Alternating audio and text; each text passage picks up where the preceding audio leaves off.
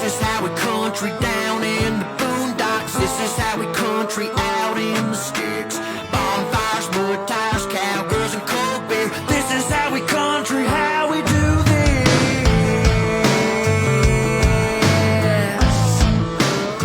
Yeah, it's time to get your country on.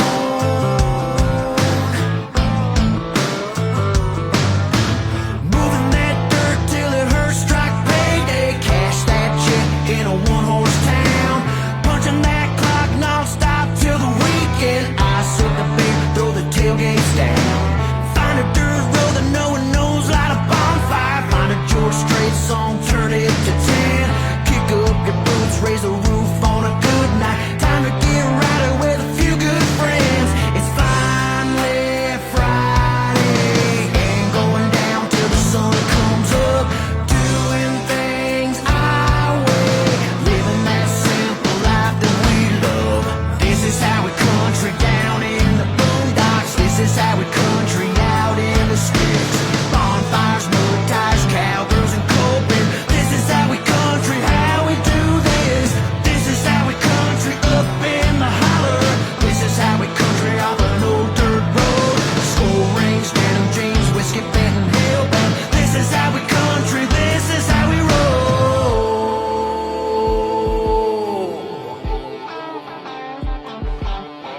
Find someone to kiss, don't miss what the good Lord's laid out in front of you. It's your turn, so pop a top, don't stop, take a sip, pass it on. It's time to fly, so get ready to burn. The night is young, we just begun, ain't no turning back now, so lock up those. Okay, so in short, just to kind of recap, latent learning or cognitive learning has already been researched by the scientific community, by UC Berkeley in California, and latent learning has been proven to work much faster than rewards and no rewards training. And it doesn't require training at all, actually. It's just a matter of just raising your puppy appropriately. So that's kind of the goal for this program, and we're going to continue meeting weekly. I have homework that I'm going to be assigning today, but we're going to be meeting weekly for the first year of your puppy's life, so I can show you how you can nurture already good behavior that they already do.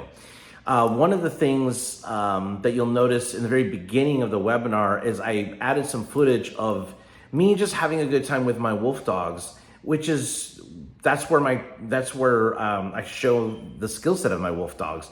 They know how to critically think. They're with me out in the open. They're not on a leash. You're not seeing them in a tight heel, but you're seeing them having a good time, and you see them orbiting my body. Wherever I go, they go.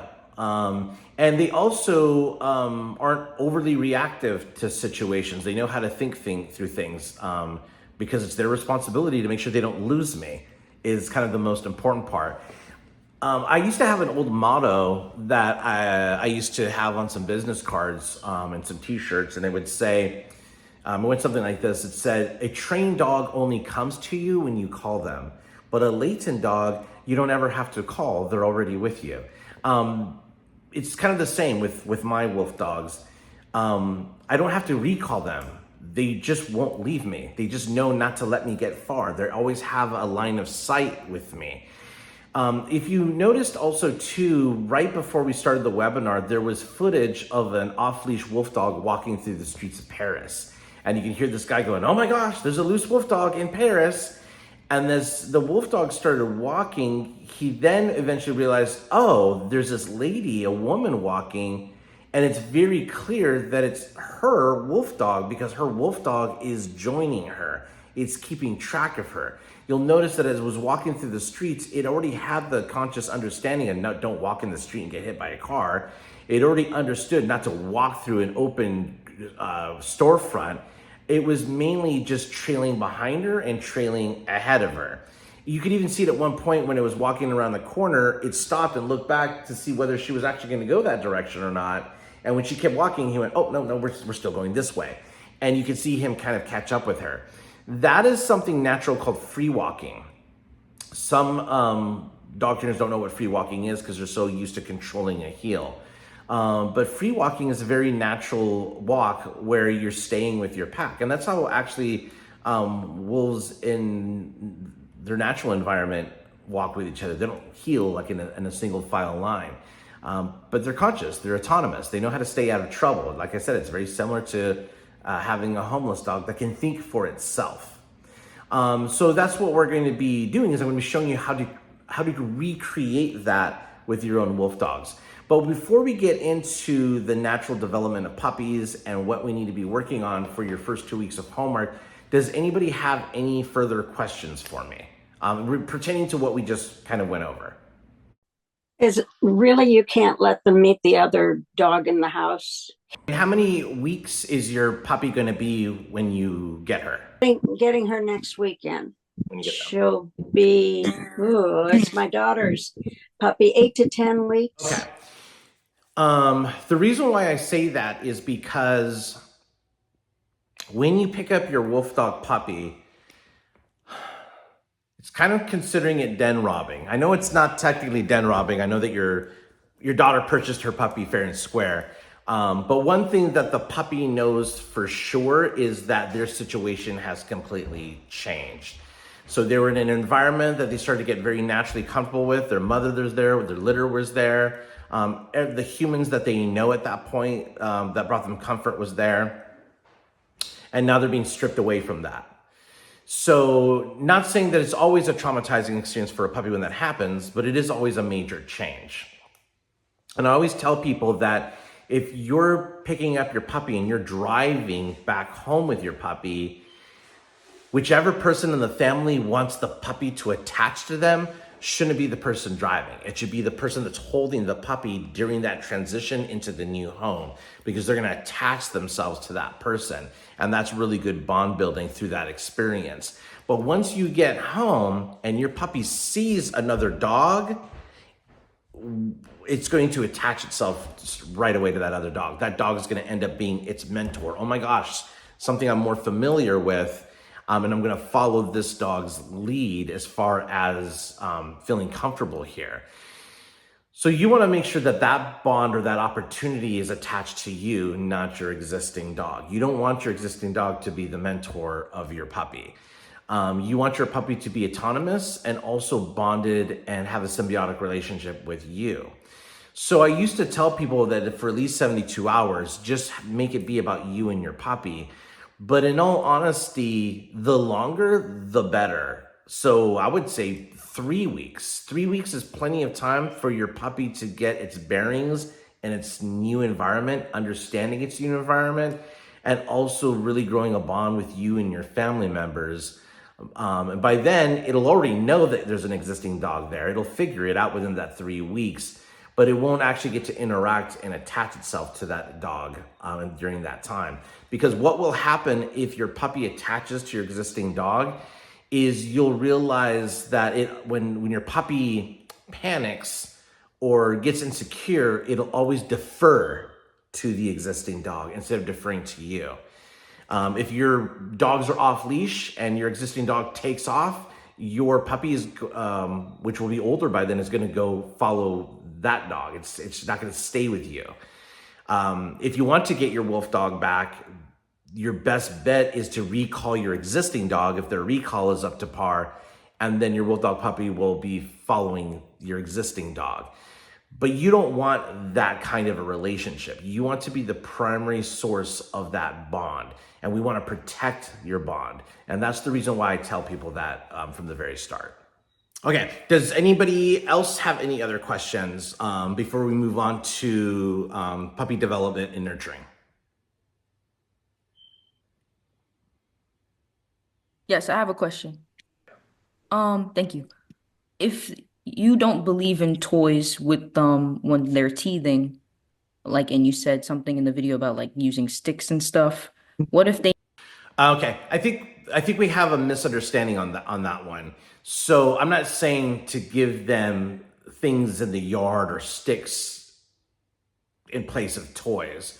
What I was saying is give them natural chews, which means something ingestible, pig's ear, a bully stick, pizzle stick, a cow hoof, marrow bone, knuckle bone, something that they can gnaw and chew. And the reason why is because a lot of the times when people complain about their puppies mouthing them too much, or having some sort of anxiousness or chewing on their furniture and they go on the internet, the first thing you're going to find on the internet is most likely a dog trainer that's going to say, oh, they're bored and frustrated and they need stimulation. They need something to stimulate their mind, which is actually completely opposite. Their mind's already stimulated. They can't keep their mind still. You don't want to give them something that stimulates them more, such as toys. For one, toys are man-made material. So there's fiber, there's plastic, there's cotton. And if they're bored with the toy, they're going to transfer to something new. You know how dogs get excited when they see new toys? Well, they'll get excited to transfer it to your couch, which is made of fiber, cotton, plastic. It just transfers over latently the wrong direction, where it creates a behavioral issue that you're going to have to resolve that you kind of started to begin with. And also too, if you think about it, like if you meet a person that has social anxiety and chews their nails, you'll never see them go into a situation where they have anxiety and go, oh my gosh, thank God I had some cuticle left. I'm feeling pretty good. All right, I'm ready to go to the concert now. Like you'll never see that. Or you'll never see somebody that has a stress ball or a fidget where they'll play with a fidget a few times and then go, oh man, I'm so glad I got this fidget. I feel so much better now. They actually just get more neurotic with it. They either squeeze the stress ball more or play with the fidget nonstop. It doesn't alleviate anxiety. It just stimulates their mind even more. So what you want to do is give your puppy something ingestible, like stress eating. People stress eat because that actually works, because when you're eating something and it starts to get ingested, the brain and the chemicals it releases to relax and calm your body for digestion is part of our evolutionary way of how we digest food. It's in our genetic code.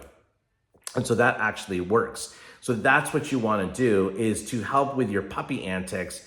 Instead of redirecting with toys that will only stimulate them, you want to redirect with natural chews. So that's a much better thing to do. And it's also actually been researched as well. I forget which university did that research, but it has been peer reviewed already, that they found that when dogs chew on Kongs or toys to alleviate stress and frustration, it only perpetuates it, because there's no sense of completion at the end of chewing up the toy. They still feel that they have to chew. When you have something that's edible, such as a bully stick or a cow hoof, when they're chewing it, there's a sense of relief and understanding that they went through a completion process. It's satisfying to them to completely finish it and chew it and feel sustained and full afterwards. So it's not about, not give them sticks or get them sick by bringing something that might have some germs on it. Which actually toys, I mean, if you guys have existing dogs, when's the last time you washed your toys? I bet you they're tethered and dirty. There's more germs in that than there would be in like raw food or a marrow-bone or anything like that, just so everyone's aware of that. So we wanted to stick with natural chews. That was the reason why I said that.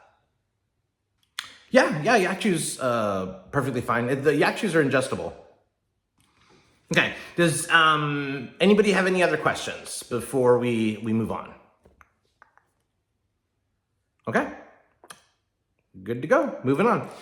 So when I have been doing my research with wolf dogs and their cognitive development, especially when I was working a lot with the wolf dog community for the past 8 years, doing consultations and stuff, there was a very commonality to most of the behavioral issues that people tended to need help with. And that was just how overly sensitive, dramatic, or hypervigilant they are to changes in their environment, or even public situations where they get frazzled very easily. So one of the things that just came out, or one of the things that just evolved as I was researching that, was the most common reason why wolf dogs do that is because they have a blurred understanding of natural boundaries compared to physical boundaries, territory, personal space. And when they don't understand that, they can't really function in the real world because of the lack of understanding or the blurred understanding of that, especially in relation to you on how you all fit into that. So I want you to imagine, like, let's say I paid for a vacation for you guys, and you guys went to a third world country, right? And you're set up at a resort, and you decide to rent a car and kind of explore and leave the resort. And when you do, you realize that there's no paved roads, there's no lines in the road, they're all dirt. And you don't even know whether this is one of those countries where you should be driving on the left lane or the right lane. There isn't lane. And then there's also these intersections, but there's no lights on the intersections. And people just tend to be taking the opportunity to zip across the intersection when they can. And surprisingly, nobody's getting hurt. But when you're doing it, you're so unsure that everyone's honking at you and you're kind of ruining the flow of everyone else in that society because they already know how it functions. And then you realize, oh my gosh, this is so overwhelming, I can't handle it. I hate Tony for paying for this vacation. Why don't we just stay at the resort and not leave the resort while we're here? And that kind of gives you a little bit of a perception or an understanding of what some wolf dogs go through when that happens. And a lot of you may be getting your puppies really early before the mother had an opportunity to teach those universal laws of how the animal kingdom or how society even works when it comes to that stuff. So what I want to do is I want to go over what the mother teaches and why, so you guys have a better understanding of where the confusion tends to happen with people when they get their wolf dog puppies. So first, let's go over what those kind of boundaries are. And let's just start off with a natural boundary. So what is a natural boundary? If you're walking down a sidewalk, that's considered a natural boundary. If you stumble off that sidewalk into the street, you're gonna get hit by a car, right? So you being able to function in that situation and keep on that sidewalk has a lot to do with your cognitive maturity and your self-awareness of how things are around you and what's happening around you. That's what helps you be able to manage that situation. Same thing with a traffic light, like a red light. If you're driving and you stop at a red light, that's actually considered a natural boundary. There's nobody stopping you from running the red light. There's no gates blocking you from running that red light. That's up to you. That's your impulse control. That's your self-restraint. That's, again, your self-awareness. And maybe you will run that red light. Maybe you have run a red light. But I guarantee you that if there was a camera watching you, this is what the camera filmed. It filmed you doing this. Cars? Cars? Okay, no cars. Cops. Check our rearview mirrors. Are there any cops anywhere? Cops. I can do it. Vroom, and then you go through. You're still self-aware that there's a natural boundary there. So that's kind of a natural boundary. A physical boundary is like you pulling up to railroad tracks where the lights start blinking red and the arms start dropping, and then you got the longest train in existence. That really tests your patience. That causes a bit of frustration. But you may have enough life experience that you're patient and you know, it's gonna pass. It's only temporary. I'm not gonna be late. But you can tell the people that can't function when that happens, because those are all the people that are trying to figure out how to do a U-turn and get out of that line and try to zip all the way down the end of the block to see where that train ends so they can zip across, which just wastes time anyway, trying to find a way around those railroad tracks. But in any case, that's one of the differences between a natural boundary and a physical boundary. So how is the mother teaching those natural boundaries? Their first natural boundary they learn is from the den. Or if it's a breeder, obviously a whelping box. But we're going to use a den just as a better example because it's a little bit more natural. So when the puppies are in a den, that's an open-faced den. There's no door on that den. It's literally a crate with no door. But the mother teaches those puppies to stay behind that invisible boundary, that natural boundary that they have to listen to be able to survive. And that mother can go migrating for a good 1 to 2 hours and come back with resources for her puppies. And when she gets back, all the puppies are accounted for. They're all still there. That's amazing for puppies to be able to do that at that early of an age. It's equivalent to you going to work 8 hours, coming back and realizing that you didn't close the front door properly and it's ajar. You know that your dogs are not in there anymore.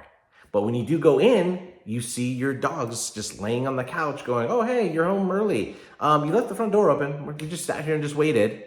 That would blow your mind. That'd be like, oh my gosh, I can't believe that my wolf dog did that, right? I've had some clients in the past that have called me in a panic before and said, oh my gosh, my wolf dog got out. Somehow they escaped in their enclosure or they escaped their yard containment. And then I'll say, oh my gosh, are they lost? Are they gone? What are you going to do? And they go, oh, no, we have them. They were on the porch or they were chilling in the yard when I got home. And that's amazing. But most people are not lucky enough to have those kind of situations. So those situations have to be nurtured. They have to be taught those natural boundaries. And the mother teaches that with her first boundary, that open-faced den. Over time, she teaches them what we call a secondary boundary, which more reflects on territory, meaning that the puppies are now allowed to leave 30 seconds away from their den. And 30 seconds is quite far. So if I were to tell you to start from point A to point B, and I were to count 30 seconds, 1, 2, 3, 4, 5. I mean, I can keep continuing to count to 30, but you guys are going to get impatient. You're going to realize, okay, hurry up, get to 30 or just get to your point. So you'll be surprised that you can actually get quite far in 30 seconds, a true 30 seconds. So when those puppies are 30 seconds from their den, that's where they start to understand territory. They explore the tree of squirrel family living there, and there's a grouchy deer over there, and they learn to respect that territory. But if some crisis happens or an emergency happens where there's another predator, they're literally only 30 seconds to safety. Actually, less than that because they're going to run. So they can cut that down to 15 seconds to safety if they wanted to. And this is equivalent to parenting with your children. If you move to a new neighborhood with your children and your children see the neighborhood kids playing outside, your child might say, hey, Mom, can I go meet the neighborhood kids? And as a parent, you might say, oh, absolutely, you should go make some friends. I'm assuming they're probably in the same school district, so they probably are go to school with you and you don't even know it yet. But what's the second thing you tell your child before they go out there? Especially if they're in a new neighborhood. I bet you the first rule you're going to give them is, do me a favor and stay on the block. If you're going to ride your bike, you can only ride your bike around the block. And I don't want you crossing the street. Do you know why? And your kid's going to go, no, why? Because if you cross the street, you're leaving the block. I want to be able to walk around the block, scream your name, and know you're on the block and you're going to hear me and I can find you. It's just for safety reasons. You won't let your child extend to the following block until they've gotten their bearings straight, until they understand their neighborhood a little bit better. And then, I don't know, maybe you'll let them go to Billy's house, which is just a block over, right? So that's kind of where you start doing that. And it's the same thing with a wolf mother with her puppies, is she slowly extends their territory little by little until they have a good, kind of like Tolman's maze, the latent learning of a cognitive map of the area. And that's important. The next thing that the mother teaches is what we call follow work, where the puppies follow her whenever she's moving. And she's moving, she's the source of the nutrition. She's the source of the milk. And so you could just look it up on the internet, puppies and their mothers, and you will see puppies that generally crowd under their mother as their mother is moving. And as they're crowding under their mother, they also start learning with each other how to share space with one another because they're all crowded under there. And that's where we get the subordinate and dominant body postures, the bite inhibition on not how to hurt each other when you guys are bickering, and those kind of things. From that point on, though, the mother then has to teach personal space, right? And that happens naturally through evolutionary psychology, because as the puppies start developing their teeth, that starts to make the mother sore. And now she needs a good mental break. So that's where the puppies get to experience their very first lesson on avoidance. So their mother will go from one end of the room to the end of the room, and all the puppies will follow her. And then she'll go, and then she'll go from that end of the room to the other end of the room, and all the puppies will follow her there. Some puppies may not. Some puppies may just hang back and say, oh, I can tell that mom's trying to avoid us and she needs space. But there's going to be a few of those puppies that are still going to persist in following her. And that's where she might have to be a bit persistent and say, get out of my bubble. And then they're going to go, ah, right? But the puppies will then realize, oh man, I just can't be reactive to a situation. I have to literally look up at my mom's eyes and see whether she's even open to me going into her space or she's inviting me into her personal space. And that is very, very important. A lot of breeders really mess that up. And what I'll say by that is what happens often is that breeders will say, oh my gosh, the mother wants nothing to do with the puppies. Oh my gosh, she's being mean with the puppies. She's rejecting them. And then what they'll do is they'll decide to separate them to save the mother from insanity. Or they'll insist that you need to come and get your puppies early, everybody, because you're going to have to bottle feed. The mother's refusing the puppies.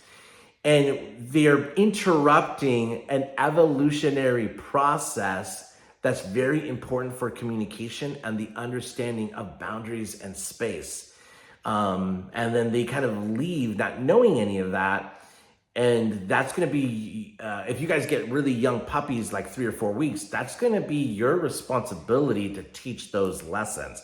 But in this program that I'm going to be sharing with you guys, I've already accounted for that. And so the lessons we're going to be learning and nurturing throughout that program is already going to teach them that. So I got you guys covered on that aspect if you guys tend to have really young puppies. We're just going to be all following that same curriculum. But often if the puppy does come home already knowing those things, it's not uncommon for the new pet parents to undo all of it within the first couple of weeks.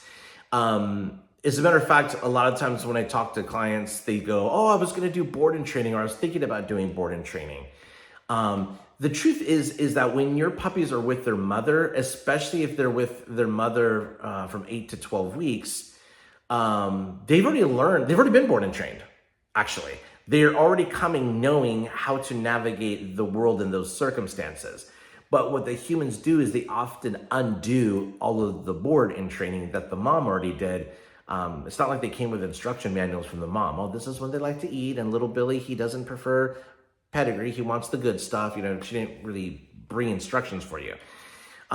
So what happens is, first, the human starts to ruin personal space that the puppies tend to already understand by going, oh my gosh, I have my new puppy, come over here, kisses, come on, jump on me, oh, it's so silly, come on my bed, here's food, treat. And they start to invade space, and then they realize, oh, this human doesn't enforce personal space. So the puppy realizes they want this. They want me to always go into their space. They love it.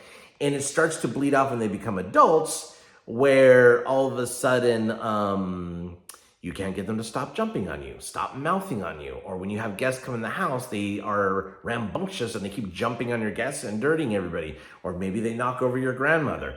And that's a very common thing with wolf dogs when they go to their new pet parents. I was at one point. There was a sanctuary where they had this ambassador wolf dog, and they kind of called me for a bit of advice. But they had this ambassador wolf dog that was super over exuberant, super friendly, which is the reason why they said this would make a great ambassador wolf dog, because it loves people, and it was because everything we did with it as a puppy. But it started to get into a situation where the wolf dog would grab their sunglasses and run, grab a hat and run. And so then they started saying, okay, we're going to have to make sure that when people come in to have this wolf dog experience, they need to take necklaces off, take off those earrings, take off that hat and leave it behind. I have had past clients send me pictures of their wolf dogs not respecting their space, and I've seen torn earlobes, really scarred backs, nothing aggressive, just a giant over exuberant puppy.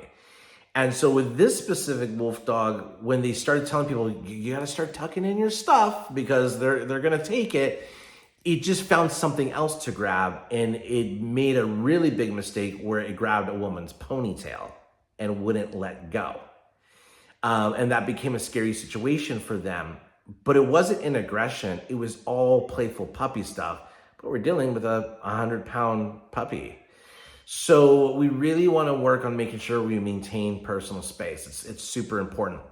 And then also the natural boundaries. So a lot of the times people will say, oh, I need to keep the puppy out of the kitchen. And so rather than nurture this natural boundary that puppies should already start to understand, what they end up doing is they say it's just easier just to put up the baby gate, right? You put up the baby gate and then the puppy can't get into the kitchen. And that starts to cause a whole bunch of issues, as the previous video was mentioning. When I was younger, around the 80s or so, my parents wouldn't allow us to have dogs. My parents came from Central America. And dogs are disgusting, filthy animals. They shouldn't be in your house at all. That's kind of how my mom felt. And me and my sister, we always wanted a dog. And we never felt that it would ever happen. Not the way our upbringing was. But my mom started realizing how important it was for us. So what she did was she went to the neighbor's house and she said, you're American, your dogs live with you. They sleep in the bed with you. Why do you do that? Why? And they just started explaining, oh, well, they're family members and they also protect and they do this and there's usefulnesses for them. And I love them and we have a good symbiotic relationship. And they said, you should get your kids a dog. Come on. You know, it's part of growing up. When the dog passes, that's also an experience that they're going to have to learn to go through, is the death experience. So my mom started to realize that there was some value to that. So surprise, we got a dog. But the main rule with my parents was the dogs that they got, we got two, they're not allowed in the kitchen. Absolutely not. That's where we eat. That's where we prepare food. That's disgusting. But back then, I think there was baby gates back then, but nobody ever remarketed them for puppy gates. That came a bit later, I think in the 90s. So my parents just basically did the only thing they knew how to do. Get the dog out of the kitchen. Get out of here. Why are you in the kitchen? Don't go in the kitchen. And they just started doing that just repetitively enough that the dogs started understanding the word associations and understood, oh, this is a natural boundary. We're just not allowed in the kitchen. And they'd always stop at that threshold. I remember as a little kid, I had my dog chasing me, grabbing my shirt and stuff. And I was like, And first thing I thought in my head was, oh, go to the kitchen. And I went to the kitchen and it stopped because it knew, oh, you booger, I can't go in the kitchen for you. And it was just kind of my threshold that I knew that I can use. But there's this one point where my sister and I were making some peanut butter jelly sandwiches.